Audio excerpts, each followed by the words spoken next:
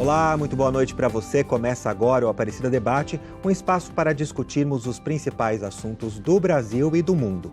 E hoje vamos falar sobre o foro privilegiado. A Constituição brasileira afirma que todos os cidadãos são iguais perante a lei. Mas não é bem assim. Existem exceções a essa regra, e no caso é o foro privilegiado. Explicando rapidamente, é um direito que determinadas autoridades têm por causa de suas funções. Presidente, ministros, parlamentares, governadores, prefeitos e outros integrantes de órgãos públicos. É que os crimes cometidos por essas autoridades são julgados por tribunais superiores. Mas essa é uma questão polêmica. Uma parte da classe jurídica acredita que as cortes superiores têm maior independência para julgarem altas autoridades. Já os críticos dizem que todo mundo deveria ser julgado da mesma forma, conforme a Constituição. Uma PEC, que é a proposta de emenda à Constituição, previa a extinção do foro, mas desde 2018 ela está parada no Congresso. Agora, e você? Você acha que se todos fossem julgados da mesma forma, haveria menos corrupção no Brasil? Mas com o fim do foro, será que a justiça comum não ficaria sobrecarregada? E a questão da imparcialidade com relação aos tribunais superiores, como fica? Você é contra ou a favor do foro privilegiado? Para falar sobre o foro privilegiado, aqui comigo está a Vera Chemin, que é advogada constitucionalista e mestre em administração pública pela Fundação Getúlio Vargas em São Paulo. E eu também converso com o Cláudio Beig, advogado e mestrando em Direito do Unisal, o Centro Universitário Salesiano de São Paulo. Ele também participa do projeto OAB Vai à Escola. Olá, bem-vindos, boa noite. Boa noite. Antes da gente começar aqui o nosso debate, eu queria que vocês acompanhassem aqui no telão comigo. A repórter Thalita Galvão foi às ruas para ouvir a opinião das pessoas sobre foro privilegiado. Vamos acompanhar aqui. Oi, Marcelo, boa noite para quem está acompanhando o Aparecida Debate, boa noite também aos convidados dessa noite. Nós viemos saber se o brasileiro sabe do que se trata o foro privilegiado. A gente ouve falar tanto, nesses últimos tempos por conta do cenário político, no noticiário, mas será que o brasileiro sabe o que significa isso? Vamos ver. Sabe me dizer o que é foro privilegiado? Sim, é a prerrogativa que autoridades como ministros, deputados federais, estaduais, têm, em que eles não são processados pelas primeiras instâncias, e sim somente pelo STF.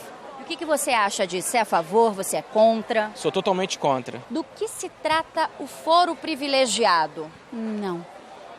Nem imagina? Nem imagino. O senhor já ouviu falar de foro privilegiado? Foro privilegiado já ouvi falar. Onde que o senhor ouviu falar? Não vou me lembrar, viu? Mas eu já ouvi falar. Não vou me lembrar, não. Sabe do que se trata? Não. Nem imagina? Não imagino, não. Tem que ser tratado assim, não diferente, como nós. Ele tem que ser julgado como nós. Não porque ele está lá em cima que ele tem que ser julgado diferente. Ele tem que ser julgado como as pessoas daqui, que são os pobres, os coitados, os miseráveis, os que lutam. Então eles têm que ser julgados que nem essas pessoas daqui, que não temos nada. A senhora acha que isso é um privilégio? É um privilégio. A senhora é contra? Eu sou contra. E se eu falar para o senhor que, na prática, é uma ação penal contra uma figura pública, por exemplo, os parlamentares, os políticos, e aí, por se tratar de uma figura pública, eles são julgados por tribunais superiores, diferentes de nós, que somos cidadãos comuns, julgados por justiça, pela justiça comum. O que o senhor acha dessa diferença? Não devia ter privilégios, né? Nós devíamos ser todos iguais, mas eles têm a capacidade de se candidatar, se elegem, ficam privilegiados, né? Mas eu acho errado. Eu acho que o foro deve ser reavaliado e a legislação, a Constituição deve ser para apenas crimes cometidos no ato do exercício da função que eles exercem. Ou seja, existem vários deputados federais, senadores sendo condenados ou sendo processados e, através do foro privilegiado, são processados por crimes que eles cometeram sem o exercício da função. Então eu acho que isso tem que ser revisto de imediato. É um ponto para que o Brasil possa alavancar e sair desse problema que nós estamos, que é a corrupção sistêmica que está contaminando todas as esferas da nossa sociedade.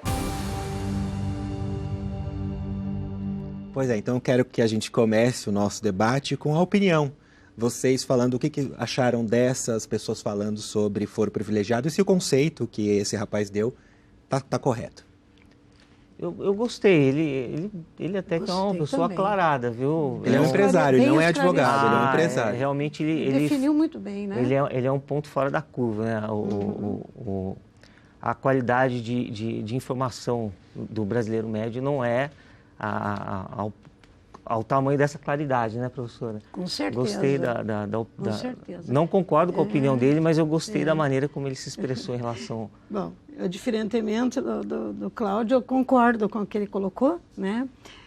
Até porque o foro privilegiado, ele se refere à função pública do agente, né? E não à pessoa do agente. Então, razão pela qual, conforme ele colocou ali, você só deverá ter o foro privilegiado, se for o caso, conforme já se decidiu no Supremo, quando o agente público estiver no exercício do mandato, né, e que esse crime esteja relacionado ao mandato. Então, eu acho que realmente um crime que ele tenha cometido antes da investidura no cargo, ou após a investidura, ou seja qual for o crime, seja um crime comum que não tenha nada a ver, realmente não condiz com a função pública e, portanto, ele teria que ser julgado pela justiça comum, apenas no exercício do mandato ou que tenha relação com as suas funções, que, no caso, ele pode ser julgado por um tribunal superior. Eu achei bem interessante a posição dele. Cláudio, por que você não concorda? Bom, antes nós precisamos fazer uma pequena remissão a uma melhor classificação, um melhor termo para o foro privilegiado, ou seja, nós vivemos sob a égide de um Estado democrático e a nossa República não admite privilégios. Então, o termo correto seria foro privilegiado, foro por prerrogativa de função, ou seja, nós não temos privilégios, mas nós temos prerrogativas. A prerrogativa, ela é um instrumento, é um mecanismo de proteção da democracia. São garantias e precauções para que alguém possa exercer uma função essencial ao Estado. Por exemplo, nós advogados, nós temos as nossas prerrogativas, que são essenciais ao funcionamento da justiça e à defesa do cidadão. Assim como o parlamentar ele tem as suas prerrogativas. Isso não é um privilégio, isto são garantias, precauções que decorrem do exercício da função. Um deputado, por mais que eu queira ser igual a ele, né, eu não tenho a mesma importância que ele dentro de um Estado. Ele tem uma função de essencialidade que demanda aí interesses nas estruturas de poder. Ele elabora projetos de leis, ele está envolvido em processos eleitorais, né, que tem interesses por trás. Então, ele tem adversários políticos, ele tem, às vezes, inimigos políticos. Então, para ele exercer a sua função legiferante com plenitude, né, sem pressões, com eficácia, ele tem essa proteção do Estado, porque a democracia precisa funcionar.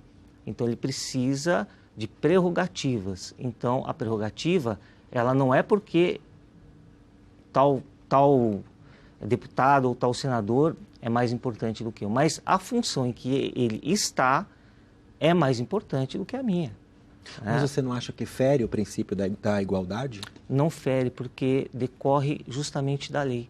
Se você se candidatar a senador ou deputado, ou se você for um agente político, um prefeito, você vai ter essa prerrogativa. Ela é um sistema, é um instrumento de proteção do sistema da democracia. Tá? Ou seja, um prefeito ele não pode ser julgado por um juiz de primeira instância. Ele tem que ser julgado por um tribunal de justiça. Por quê? Porque tem interesses alheios. Já pensou um juiz da própria comarca julgando o prefeito da cidade? Que tipo de pressão ele vai sofrer? Então, assim, isso nós estamos falando aqui sobre uma o prefeito é mais próximo, né? Mas existem graus de interesses, graus de importância, né? Você é um deputado, você elabora projetos de leis, né? Que implicam em impostos, implicam em criminalidade, implicam em uma série de coisas, né, professor? Então, essa, só para não me estender, né? Essa proteção ao exercício da função, ela decorre da lei, ela é objetiva, ela é para todos, tá? Mas, por outro lado, viu, doutora, segundo o estudo, né, na verdade, aqui, por outro lado, tem o princípio da igualdade, todos são iguais na medida de suas desigualdades. É isso que ele está falando, então. Que é o princípio da isonomia ou da igualdade material, né? Eu concordo até certo ponto com o professor, a partir do momento que essa prerrogativa é inerente ao cargo, inerente à função pública, conforme o professor acabou de colocar. Contudo, nós já temos precedentes no Supremo, inclusive vários do nosso decano, que é o Celso de Mello, corroborando a questão que a norma que está inserida no artigo 53 da Constituição Federal, que diz que os deputados e senadores, eles têm imunidade material, no caso, do ponto de vista civil e penal, né, por suas opiniões, palavras e votos. E nesses precedentes, eles são todos claros, principalmente do ministro Celso de Mello, no sentido de ratificar de que eles só terão essa imunidade quando as manifestações que eles expressarem tiverem relação com o seu cargo, com a sua função pública. Então, fazendo a mesma analogia, quer dizer, nós vamos também colocar que o foro privilegiado, né, ou o foro por prerrogativa de função, ele tem esse direito, está obviamente expresso na Constituição, e o professor tem toda a razão, só que é preciso verificar esse pequeno detalhe que eu acho importantíssimo. Então, ele só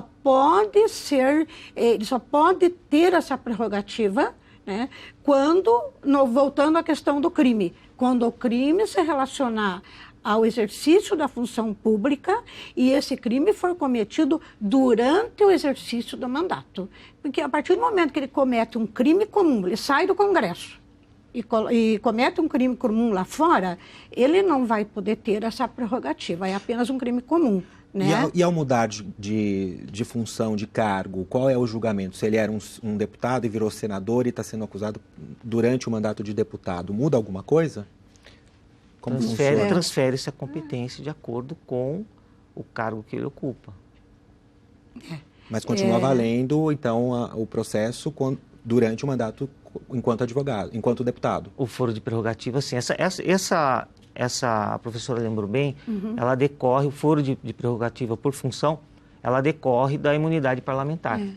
Existe a imunidade parlamentar absoluta, que é por palavras, opiniões, os votos, e existe essa que é a chamada imunidade relativa, que se refere às questões formais, a prisão, e aonde é o centro da nossa discussão. Agora, essa questão do sobe e desce, como falou o ministro Marco Aurélio, né? O elevador, né, do sobe e desce, quer dizer, hoje ele é prefeito, amanhã ele é deputado, depois ele é senador, né? Ficou resolvido no Supremo que a partir do momento que ele não exercer mais uma função, por exemplo, ele é senador hoje, mas ontem ele foi senador, hoje ele é deputado, ou ele é prefeito, ele vai responder por esse crime primeiro na mesma direção, se esse crime tiver relação com o mandato. E durante o exercício do mandato, mas do mandato atual, quer dizer, ele não vai ter aquela prerrogativa de quando ele era deputado federal, de quando ele era senador.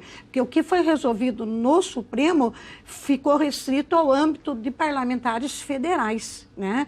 A questão de deputados estaduais ou prefeito ficou uma situação indefinida, né?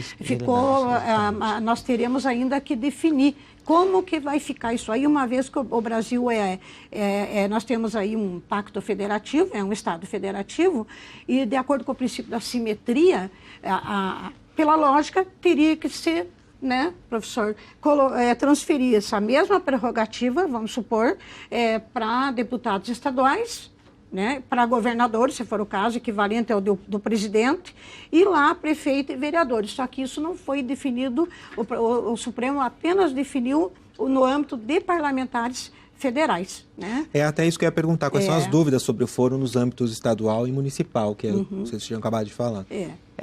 Inclusive, muito bem lembrado pela professora Vera, essa questão de ordem da ação penal 937, ela restringiu esse elevador, né, professor? Exatamente, restringiu. E ali fixou-se o entendimento de que o parlamentar ele está sendo processado pelo tribunal competente, que é o Supremo Tribunal Federal.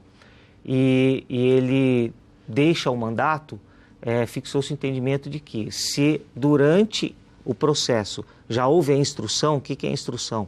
Foi ouvido testemunha, produzidas provas periciais e abriu-se a oportunidade para com que ele fizesse as suas alegações finais,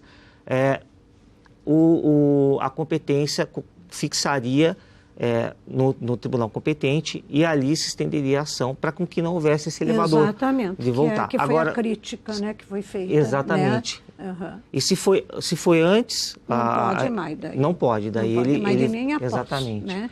Quer dizer, antes ou após fica na justiça comum. E como o professor acabou de colocar, só a única exceção, né, que foi colocada é exatamente essa, se estiver na fase das alegações finais, como o professor acabou de colocar. Quer dizer, a defesa foi intimada a apresentar as alegações finais, a partir daí, se o deputado não perdeu já o cargo, já não é mais deputado, já não é mais senador, nesse caso, excepcionalmente, a competência permanece para o Supremo Tribunal Federal. Eu tenho um dado aqui para a gente colocar na discussão, que até 2017, 55 mil pessoas tinham foro privilegiado no Brasil, segundo o estudo da Consultoria Legislativa do Senado Federal. É isso mesmo? Eu queria que vocês comentassem. Eu soube de um dado do ano passado, que seriam aproximadamente 37 mil autoridades com foro privilegiado. Agora, talvez... Bom, o importante é que realmente o número é expressivo, né? E eu acho que tem uma colocação aí que seria interessante.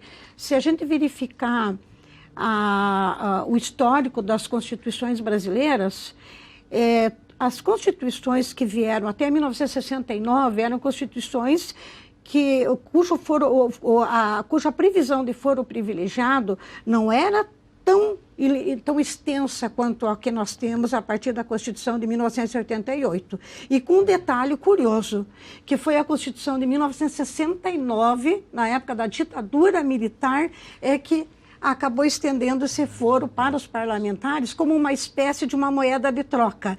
Ou seja, eles tinham uma total inexpressividade política e, em troca disso, eles davam a esses parlamentares uma imunidade meramente processual. Então, interessante. Então, foi estendido um pouco o foro em 1969, paradoxalmente, durante a ditadura militar, mas nada que se compare à Constituição de 1988, que estendeu o foro de uma maneira totalmente, eu diria assim, quase que infinita. Né? Mas, Cláudio, você acha, a sua opinião é que se o foro for extinto, você acha que isso é um risco para a democracia? É necessário lembrar que a Constituição de 88 foi uma transição democrática de um Estado totalitário, né, um Estado onde tinha ali vícios ditatoriais. E aqui, sem entrar no mérito se a ditadura foi boa ou não foi boa, né, estou falando de uma Constituição jurídica. Então, nós transacionamos de um Estado totalitário para uma democracia. Para você garantir a eficácia dessa democracia, para que ela vingue, né, você planta uma flor, você tem que garantir que ela cresça. O cuidado tem que ser primoroso. Então, as instituições, ela precisa ter uma engrenagem que se entrelace, fortificada, para que aquilo possa, para que aquela promessa de que o Estado viria a ser um Estado democrático, vingue. Né? Ou seja, um Estado que se programa para ser uma democracia. Então, por isso, a ampliação do rol dos protegidos, né? Pela função dentro da democracia. Agora, só mais um dado. o Constituinte de 1988 também não iria imaginar, né, professor, sim, que claro. nós teríamos hoje um Supremo abarrotado com aproximadamente 500 processos, né? E mais de um terço do Congresso Nacional, mais de um terço de membros do Congresso Nacional envolvidos em atos ilícitos, né? Então, essa é uma variável assim, que eu considero bem relevante, né? A partir do momento que daí, não sei se o professor concorda comigo, mas o Supremo Tribunal Federal, nós estamos tratando aqui, só para repetir, só de parlamentares federais, né? O Supremo Tribunal Federal, ele é um tribunal vocacionado para formular teses jurídicas referente a questões constitucionais, questões nacionais. E a formação dos ministros, ela não é voltada eminentemente para a questão penal, né? Então, essa questão é complexa. Como eu estava colocando aquela hora, o Supremo ele se encontra realmente abarrotado por todas aquelas causas que eu havia dito, né? Então, em primeiro lugar, ele é originariamente um tribunal constitucional, né? E a formação dos ministros é justamente no sentido de tratar, analisar e julgar ações constitucionais, formular teses jurídicas, né? E não ser um tribunal, que eu diria, um tribunal criminal de primeiro grau, né? O que eu quero dizer com isso? É que, a despeito do grande número de processos decorrentes do foro privilegiado, quer dizer, de parlamentares federais que desembocam no Supremo e acabam somando a todos os processos relacionados às questões constitucionais, e ele também é um tribunal penal recursal, né? Então, esse acúmulo acaba provocando muitas disfuncionalidades. Eu estava me referindo exatamente a isso, né? Então, o que a gente pode dizer? O juízo de primeiro grau, a princípio, ele está mais preparado para conduzir uma instrução criminal, porque ele está ali mais perto dos fatos e mais perto das provas, né, que vão nortear um determinado crime. Tá? E o Supremo Tribunal, não. O Supremo Tribunal Federal, ele está familiarizado com o julgamento de questões constitucionais e mais processuais também, exceto com o excesso dos recursos, que os recursos se referem ao mérito também. Então, o que eu quero dizer é que, se você pensar que se vai tirar o foro privilegiado, o que acontece? Alivia o Supremo. E esses crimes, principalmente comuns, que determinados parlamentares venham a cometer, ou crimes que sejam cometidos antes ou após a investidura, que não poderão mais ser julgados pelo Supremo Tribunal Federal, eles retornarão à instância correspondente. Eu digo a instância correspondente porque nós temos aquela observação que o professor Cláudio colocou muito bem, né, de se está na fase de alegações finais ou não, porque senão permanece a competência no tribunal ou na instância que o processo já estava sendo julgado, né? Fora isso, nós vamos retornar para a primeira instância. Agora, é óbvio que a primeira instância também trabalha muito, mas nós temos uma estatística, não sei se é da Fundação Getúlio Vargas, no sentido, agora, atualmente, veja, enquanto o Supremo leva 581 dias para receber uma denúncia, ou seja, cerca de 1 ano e meio, é isso, né? O juiz de primeiro grau, ele leva aproximadamente 1 semana, né? Da mesma maneira, um processo que transita no Supremo leva aproximadamente uns 1.000, eu vi a estatística, uns 1.377 dias, um pouco menos, 3 anos e meio. Né, aproximadamente. Então, realmente, são dados que deixam a gente preocupada. Mas, Cláudio, você não acha que isso comprometeria, por exemplo, a imparcialidade das cortes superiores, se o foro fosse extinto? Pelo contrário, eu acho que você, colocando o julgamento, né, de uma autoridade, uma figura importante para o Estado, para um tribunal superior, que é o Supremo, por exemplo, para julgamento de senadores e deputados, eu acho que você está dando a ele um julgamento justo, porque esse colegiado ele está afastado dos clamores populares, da sociedade local. Então você está dando a oportunidade ou seja, é muito difícil você chegar e pressionar um ministro, né? Você vai bater na porta do ministro e dizer o que ele tem que fazer. Ele é uma autoridade, você não tem ou seja, eles estão mais protegidos desse tipo de influência, de pressão. O julgamento acaba sendo até mais imparcial, né? Porque você dá ao processado a oportunidade de ter ali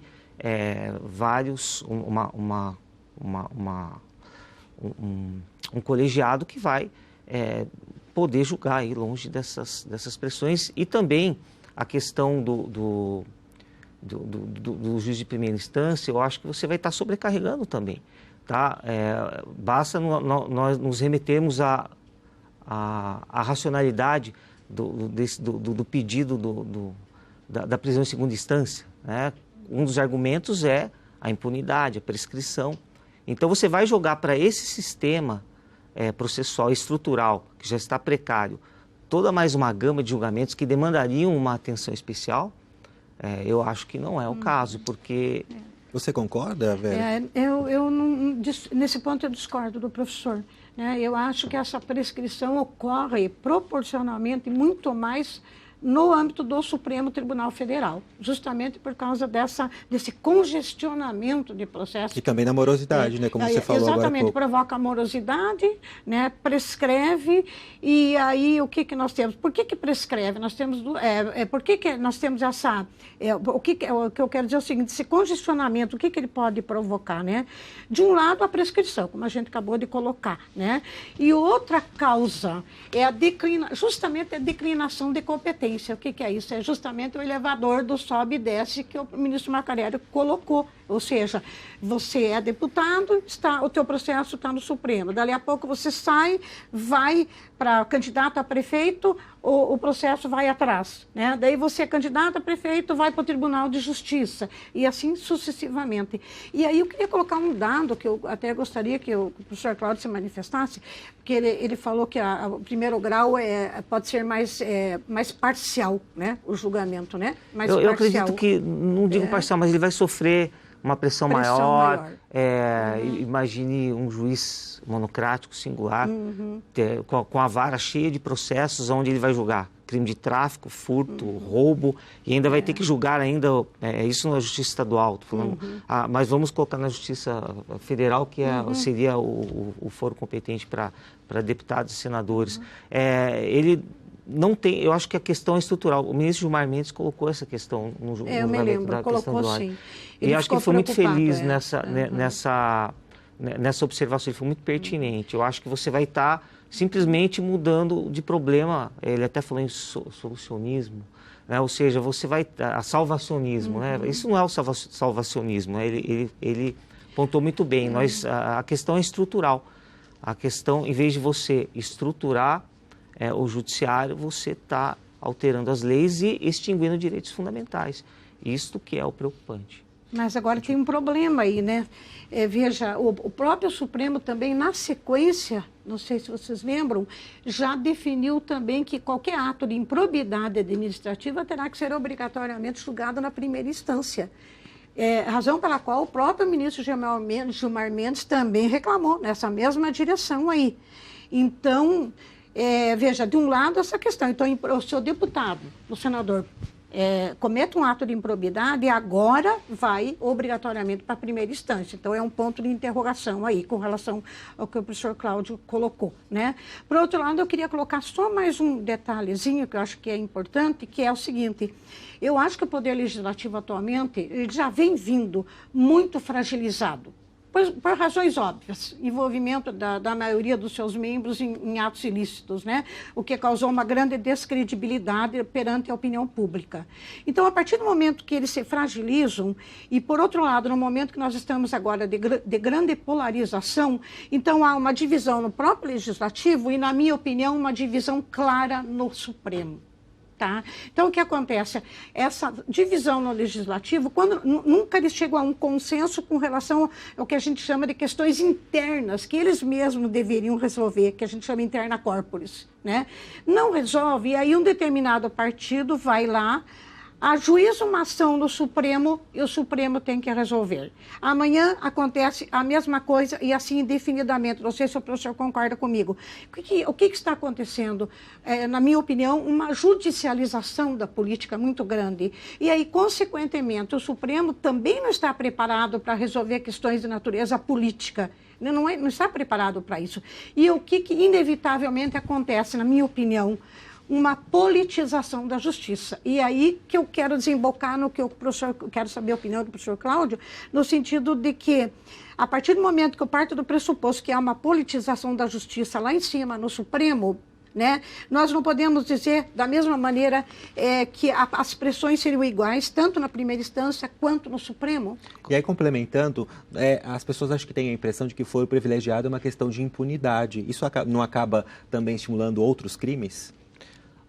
Vou começar primeiro com a observação da pressão. Eu acho que o juízo monocrático da primeira instância ele sofre uma pressão até maior, porque ele não primeiro porque é ele quem julga, é um quem julga. Quando um tribunal julga é mais de um.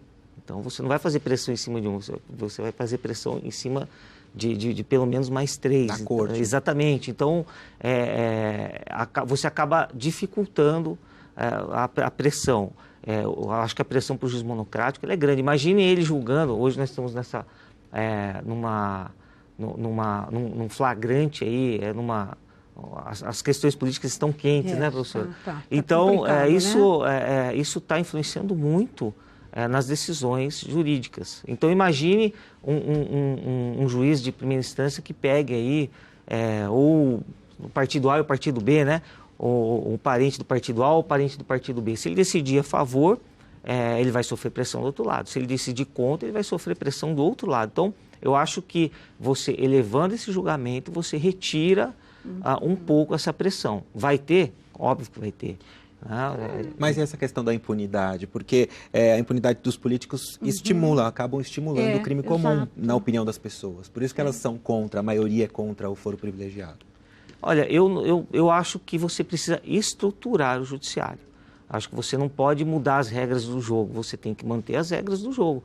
Só que você tem que estruturar o judiciário. E a impunidade não vai ocorrer, porque hoje fala-se muito em, mas há vários recursos. Se você pegar, você tem lá a instrução, apresenta os memoriais, depois você tem embargos de declaração em 2 dias, se for em matéria criminal, depois você apresenta apelações 3 para apresentar as razões, mais 8 para apresentar, para interpor, 8 para as razões, e depois você tem o recurso especial extraordinário, que são 15 dias. Aonde que está aí a demora? 2, 8, 15 mais 15, né? Eu sou ruim de conta, mas não dá 3 meses, certo? Só que demora-se muito mais para julgar um recurso. Por quê? Por causa da estrutura. Então, nós estamos extinguindo direitos fundamentais, por causa dessa... E aí nós vemos aí reiteradas decisões do próprio Supremo, que é a quebra de sigilo bancário, a extradição de brasileiro nato, ou seja, são direitos fundamentais, a prisão em segunda instância são direitos fundamentais que estão sendo violados, que você não vai conseguir reflexibilizá-los, ou seja, é um recado, o Estado está perdendo esses direitos fundamentais. Amanhã ou depois não venha reclamar, porque nós estamos decidindo por causa da política. Você concorda? Eu acho que tem um detalhe aí, né? O foro privilegiado é para proteger a função que você exerce e não a pessoa. Então, só para fazer uma comparação. Então, se um deputado comete um crime comum, ou comete um crime antes da investidura no cargo ou depois da investidura no cargo, veja bem, o foro é para proteger a função dele e não a pessoa dele. Então, a partir do momento que comete um crime comum, não tem nada a ver com a função. Então, não tem razão de ser da existência dele ter um foro privilegiado e ser julgado num tribunal superior. É um crime comum, né? Ele precisa ser julgado igual todos os outros brasileiros, perante a justiça comum, porque ele cometeu um ato que não se relaciona com a função pública, cuja função pública é a razão dele deter o foro privilegiado, né? Muito embora eu vejo que não há nós estamos as decisões jurídicas e os projetos de emenda constitucional apontam para um caminho onde o crime comum provavelmente será extinto do foro de prerrogativa de função. Eu acho que isso é um caminho que será irretroativo, tá? No entanto, eu discordo um pouco, porque um político ele tem inimigos políticos, tá? E hoje nós vivenciamos na prática um processo penal que você pede uma perícia, ela é indeferida. O Ministério Público não pede uma perícia para poder apurar aquilo que foi relatado no boletim de ocorrência. Há casos aí em que eu tenho clientes que a vítima, a suposta vítima, foi lá, delatou uma suposta ligação que não existiu. Eu pedi perícia de quebra de sigilo telefônico, não foi deferido, recorri, não foi deferido, o Ministério Público também não pediu e a pessoa foi condenada com base na palavra da vítima e no boletim de ocorrência. E situações como essa existem aos montes no nosso judiciário. Isso é uma falha estrutural, ou seja, o processo, nós vemos em larga escala que ele está sendo chancelado somente o devido processo legal. Só para dizer, olha, nós temos o devido processo legal. Então imagine um político que tenha adversários políticos ou interesses enormes envolvidos por trás, as falsas imputações de crimes comuns. Então, muito embora eu vejo que é uma realidade processual, né, que não irá voltar mais atrás, pelo menos talvez vivo não veja essa possibilidade, mas eu sou a favor ainda da manutenção. Eu queria também abordar a questão da PEC 333 de 2017. Por que ela está parada desde 2018 e se vocês acham que ela deve ser retomada agora em 2020? Eu penso que ela vai ser retomada agora em 2020 a qualquer momento, né? Porque a pressão, inclusive da própria sociedade, né? É muito grande, né? Agora, por outro lado, eu acho meio difícil nos termos em que se encontra essa PEC que ela passe. Talvez demande um médio prazo aí, não sei qual é a opinião do professor, porque é uma PEC com uma restrição drástica, né, do foro privilegiado. O que eu não acho, eu concordo, eu particularmente concordo, porque a maioria das democracias no mundo não tem foro privilegiado. Então, é Reino Unido, Estados Unidos, Alemanha, Canadá, ninguém tem foro privilegiado. Mas o foro privilegiado não é exclusividade do Brasil só, né? Não. Portugal, tem Portugal Argentina. E tem a França. Tá? Só que, um detalhe, é super limitado o foro. Quer dizer, nem se compara com a extensão, né, do nosso foro privilegiado, a extensão das pessoas, né, que exercem essas funções públicas. Então, eu particularmente sou a favor dessa PEC. Eu acho que ela deve ser realmente, deveria ser aprovada, né, até em razão do próprio princípio da igualdade formal. Todos terão que ser iguais perante a lei. Está ali no artigo 5º, caput do artigo 5º da Constituição. A gente está se encaminhando para o final, mas eu queria que você falasse também sobre essa PEC, se você acha que vai ser retomada agora em 2020 e depois as considerações finais. É um projeto de emenda apresentado pelo senador Álvaro Dias, acho que é a PEC 10 de 2013. Enfim, eu acho ela temerosa. Eu li o texto, eu achei que você não pode, por mais, eu sou contra o protecionismo de classe, mas eu acho que você não pode deixar com que um magistrado seja julgado por um outro magistrado. Eu acho que ele tem que ser julgado pelo tribunal, né? Ou seja, você vai ter ali pares. Exatamente, porque a magistratura ela tem uma preocupação com a ética, com o zelo, né? E principalmente com os integrantes, né? Eles têm eu admiro esse zelo que eles têm pela classe da magistratura. Então, eu acho que um juiz singular ele tem que ser julgado por um tribunal. Então, esse projeto de emenda, ele retira essa prerrogativa. Isso é muito perigoso, tá? Nós vivemos num estado que nós vemos aí constantemente. Nós nos esquecemos de que as leis foram feitas para os bons, não foi feito para o corrupto. Foi feito para aquele que está sofrendo a injustiça. E nós estamos sacrificando toda uma conquista de direitos fundamentais e toda uma geração por pessoas que realmente praticam de maneira espúria a prerrogativa e a função, mas nós não podemos nos esquecer das pessoas justas. E aqui nós estamos num canal católico, eu aproveito para fazer menção quando Abraão litigou ali com Deus, né, em Gênesis, quando Deus falou que ia destruir Sodoma e Gomorra, ele falou, mas Senhor, mas o Senhor, juiz de toda a terra, fará justiça, sim? Ou seja, se tivesse 50 justos lá, não seria...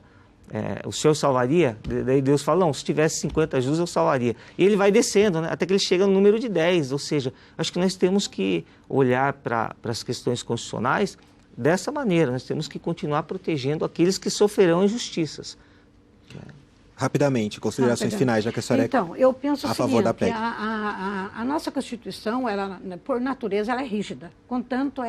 Contudo, ela tem que ser concretizada, ela tem que acompanhar a realidade concreta, ela precisa ser atualizada, e para que ela seja atualizada, ela precisa realmente da jurisprudência, né? E nesse caso do Supremo Tribunal Federal.